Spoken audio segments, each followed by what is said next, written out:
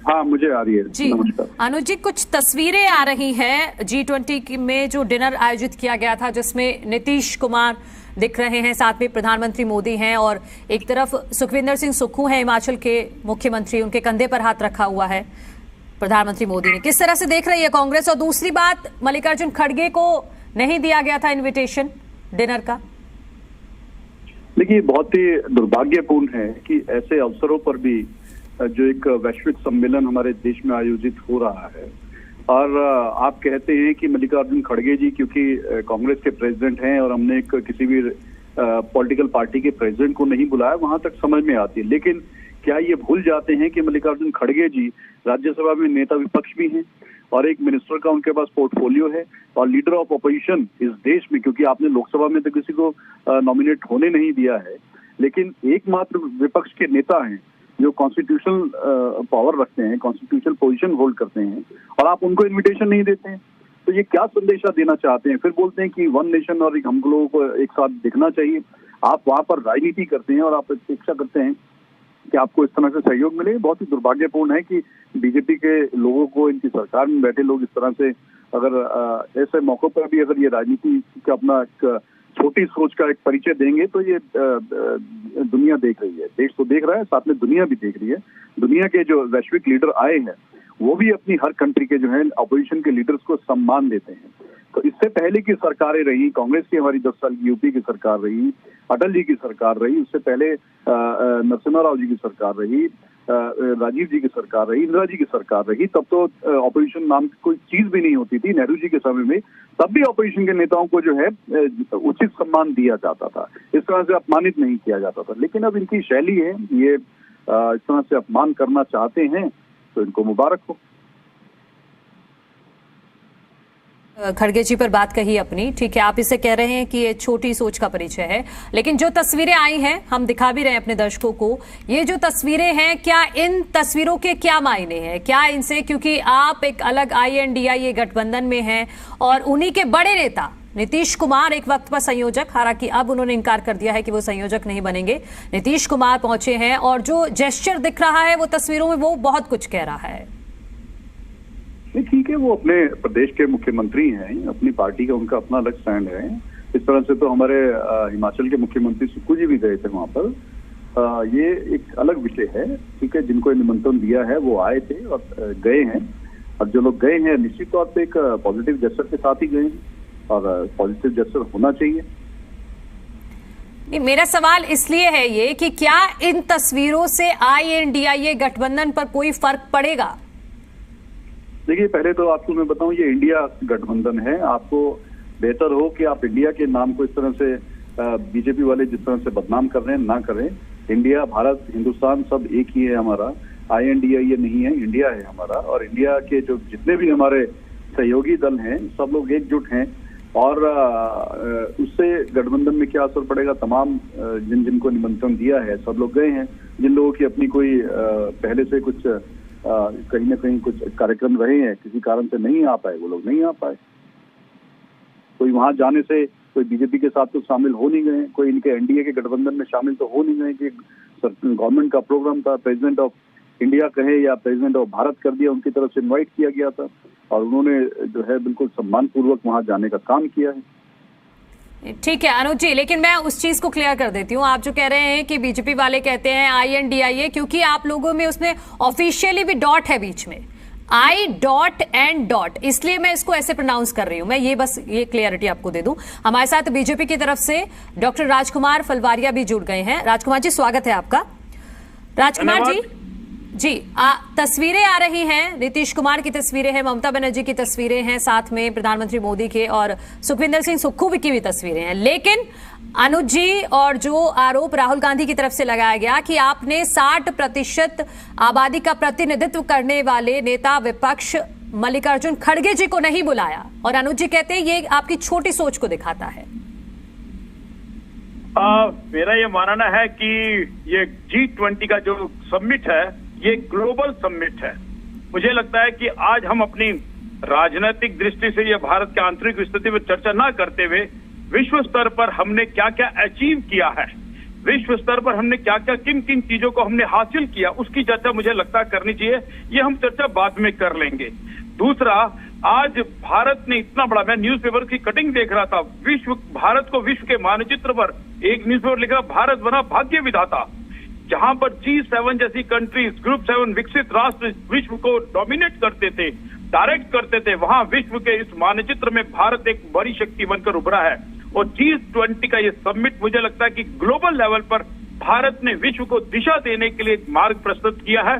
और उसका जो ध्येय वाक्य है वसुधैव कुटुंबकम, उन्होंने प्रधानमंत्री मोदी जी ने कहा कि हमारे भारत का एक एक वाक्य विश्व को दिशा देगा। और उनका ये जो पहला वाक्य है वसुधैव कुटुंबकम, मुझे लगता है ये विश्व को दिशा देने का है। और एक सहमति बनी है प्रधानमंत्री जी ने एक बहुत बड़े सेगमेंट को, क्योंकि मैंने कहा ग्लोबल समिट है, यहाँ पर हमें ग्लोबल विषय पर चर्चा करनी चाहिए। अभी तक उस पर हम चर्चा करेंगे, लेकिन जो राजनीतिक पहलू है उसको भी समझना जरूरी है। मुझे लगता है उसको 24 पे छोड़ दीजिए, उसको 24 पे छोड़ दीजिए। अभी तो भारत ने अफ्रीकन कंट्रीज को, अफ्रीका कॉन्टिनेंट को जोड़ा। अब ये G20 की जगह G21 हो गया। वो सीधा सवाल पूछ रहे हैं ना, वो एक मिनट, वो सीधा सवाल पूछ रहे हैं कि मल्लिकार्जुन खड़गे जी को इन्विटेशन क्यों नहीं दिया गया, जो भारत की 60% आबादी का प्रतिनिधित्व करते हैं। और ये जो तस्वीरें, ये क्या संदेश दे रही हैं? ये हमारा आंतरिक मामला है, इसको फिर कभी सुलटाएंगे, बैठेंगे, चर्चा करेंगे। अभी तो केवल आप चर्चा कीजिए कि भारत ने आतंकवाद, पर्यावरण, अल्प विकसित, उन्होंने कहा आप विश्व के अल्प विकसित राष्ट्रों को आप इग्नोर नहीं कर सकते हो, विकासशील राष्ट्रों को इग्नोर नहीं कर सकते हो। तभी तो जब उन्होंने अफ्रीकन यूनियन को जोड़ने की बात की तो तुरंत सहमति बनी। और अफ्रीका कॉन्टिनेंट के लीडर्स आज मोदी जी को वेलकम कर रहे हैं, थैंक्स कर रहे हैं। मुझे लगता है कि ग्लोबल समिट पे ग्लोबल डिस्कशन होनी चाहिए, ना कि देश की आंतरिक मुद्दों पर हम चर्चा करेंगे 24 के इसमें करेंगे चर्चा, जब 24 का समय आएगा। अभी तो आप इन्वायरमेंट पर बात कीजिए, क्रिप्टो करेंसी पर। ठीक है, आप G20 के, आप एक लाइन में मैं कहूँ, आप इस सम्मेलन को ऐतिहासिक और सफल बता रहे हैं। मैं इसी पर अनुज जी का एक रिएक्शन ले लेती हूं। दिल्ली डिक्लेरेशन में चर्चा कीजिए। ये दिल्ली डिक्लेरेशन, दिल्ली की घोषणा जो है, ये आने वाले विश्व में, आने वाले समय में, ये एकेडमिक में, राजनीति में, ग्लोबल पॉलिटिक्स में एक माइलस्टोन बनेगा। आप दिल्ली डिक्लेरेशन पे चर्चा करें, ऐसा मेरा मानना है। ये तो हर जगह विषय रहेगा, बुलाएंगे तो, नहीं बुलाएंगे तो, ये सब चलता रहता है। आरोप, और आपको ना विपक्ष का मैं आरोप लगाना, मैं, और उनको लगाना भी चाहिए, उनकी राजनीति की प्रतिबद्धता है। लेकिन आज हमें, मुझे लगता है कि विश्व की सभी महाशक्तियां आकर भारत से मिल रही है।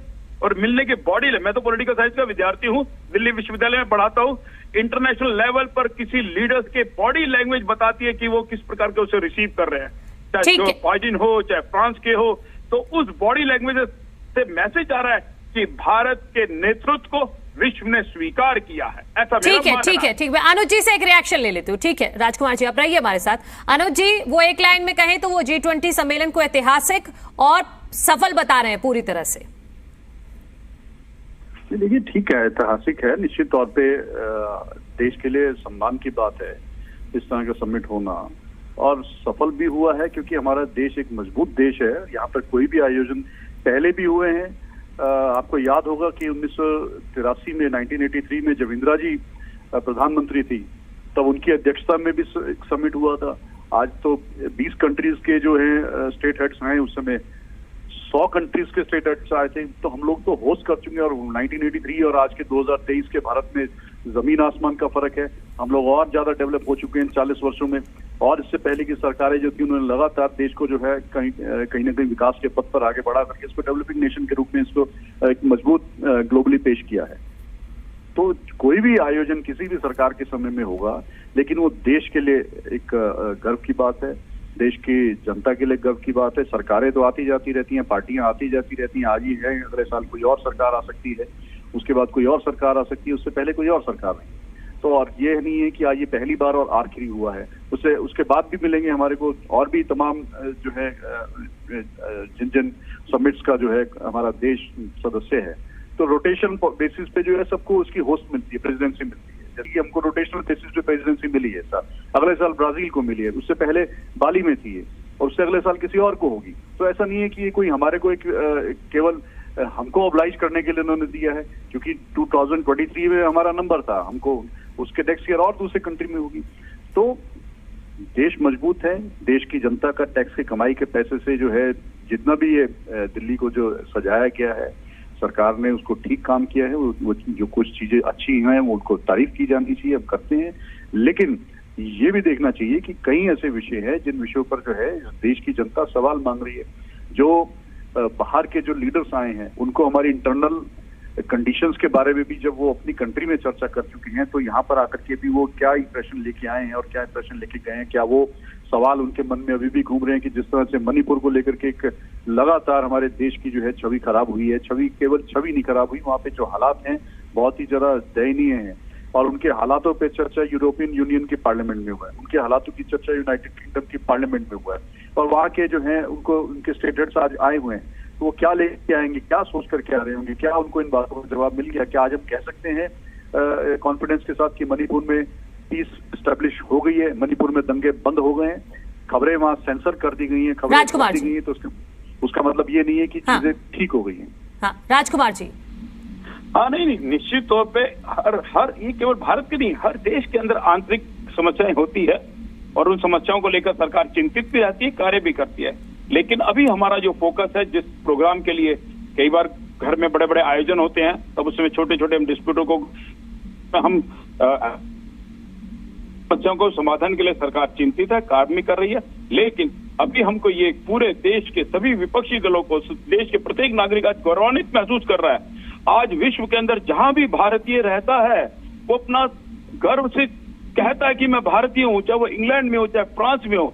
अब भारत का चित्र बदल गया है। भारत अब वो उन देशों में नहीं है जो अल्पविकसित राष्ट्र, गरीब राष्ट्र, एक शक्तिशाली राष्ट्र के रूप में उभरा है। भारत की 140 करोड़ जनता तो गौरवान्वित महसूस करेगी ही करेगी।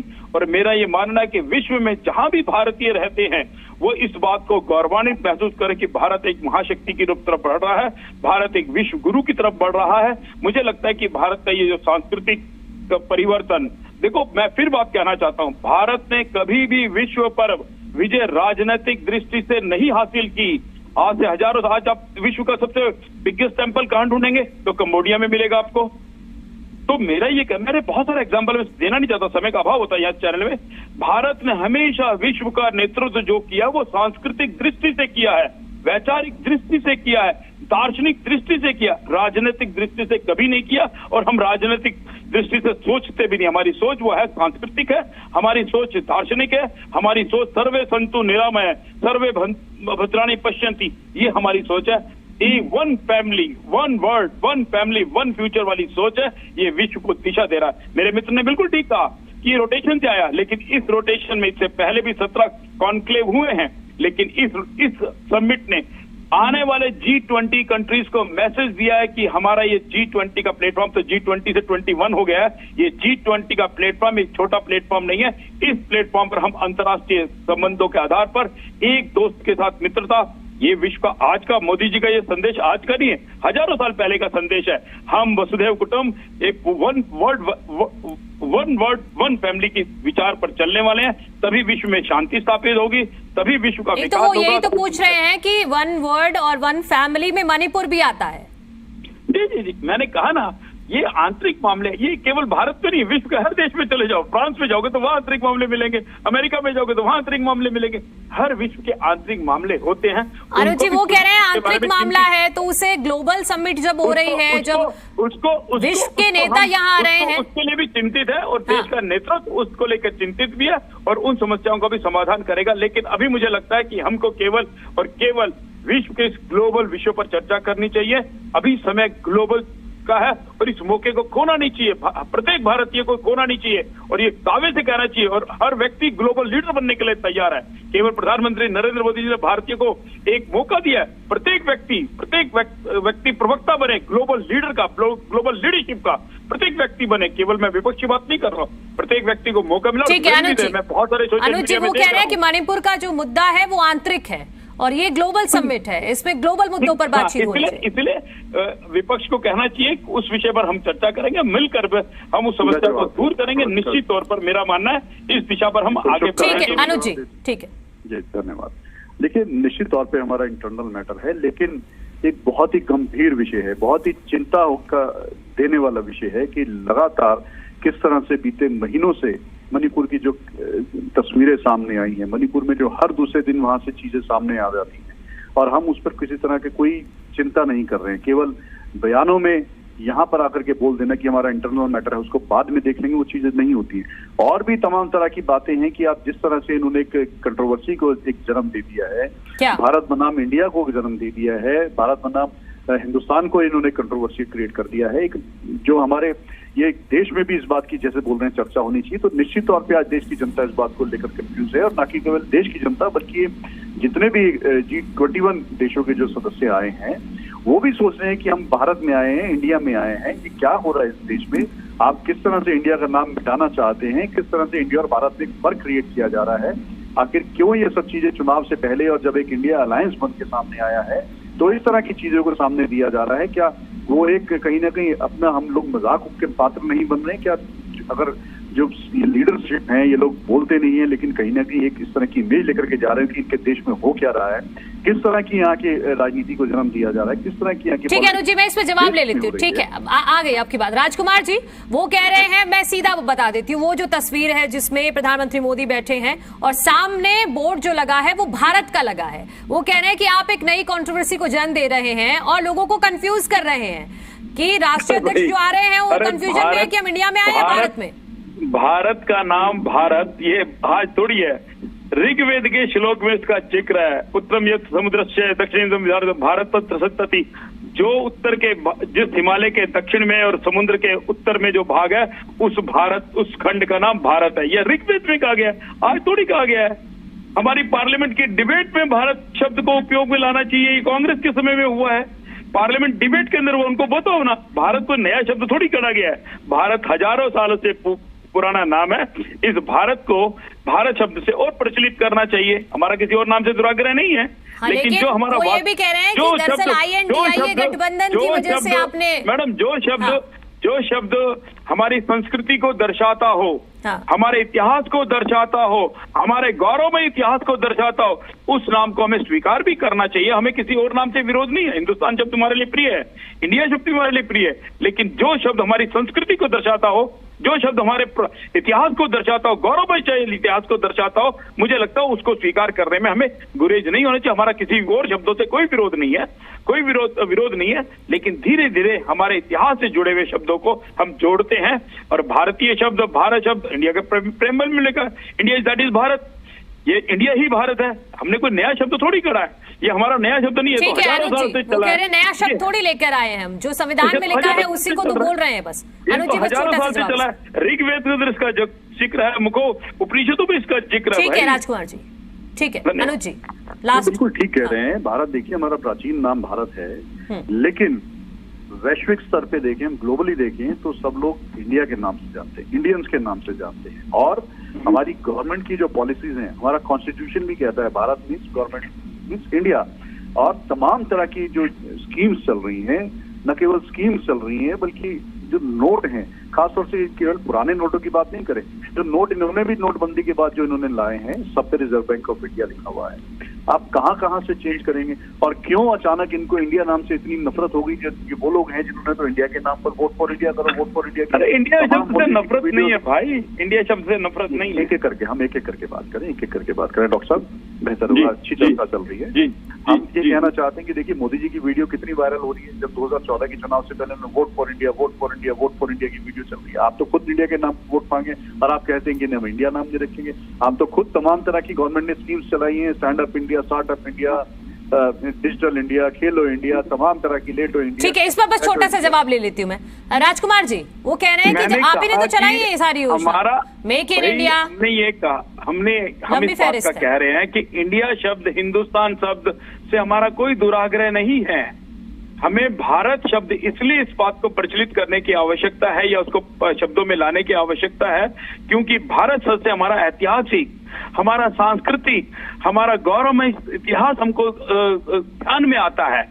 इंडिया कहने से हमारा शब्द, मैं इसके विरोध में हम लोग नहीं है, मैं भी विरोध में नहीं हूं। मेरा ये कहना है कि इंडिया शब्द से हमें कॉलोनियल पीरियड को ध्यान में आता है, लेकिन जब भारत कहते हैं तो हम सीधा 10,000 वर्ष पूरे चले जाते हैं। गीता में उसका जिक्र है, ऋग्वेद में जिक्र है, उपनिषदों का जिक्र है। भारत कहते ही हम गौरवमयी इतिहास की तरफ चले जाते हैं, सांस्कृतिक राष्ट्र की तरफ चले जाते हैं, दार्शनिक राष्ट्र की तरफ चले जाते हैं। ठीक है, बस छोटा सा जवाब अनुज जी, क्योंकि ये कहा गया था कि INDIA गठबंधन का नाम बदलने पर भी विचार किया जा सकता है? इस पर छोटा सा कमेंट बस। देखिए, कोई इसमें दो राय नहीं है। अभी हमारे अलायंस के लोग बैठेंगे और हो सकता है, क्योंकि अभी कोई ऐसा कोई रजिस्टर्ड नाम तो है नहीं कि कोई इलेक्शन कमीशन के पास जाकर के रजिस्टर कर दिया। अगर हम यही प्रकार से बीजेपी से तमाम हमारे अलायंस जो पार्टनर हैं वो भी सवाल कर रहे हैं कि आपको इंडिया नाम से इतनी घबराहट हो गई जब से हमारा इंडिया अलायंस बना, तो आप इंडिया के पीछे पड़ गए, आप इंडिया का नाम बदलने के लिए पीछे पड़ गए। अब अगर हम अपना अलायंस का नाम भारत कर लेंगे तो आप फिर क्या करेंगे? अब आप भारत के भी पीछे पड़ जाएंगे। ठीक है अनुज जी, ठीक है, बहुत शुक्रिया अनुज जी, आपका भी शुक्रिया। डॉक्टर राजकुमार फलवारिया जी, आपका भी बहुत बहुत शुक्रिया इस चर्चा में शामिल होने के लिए।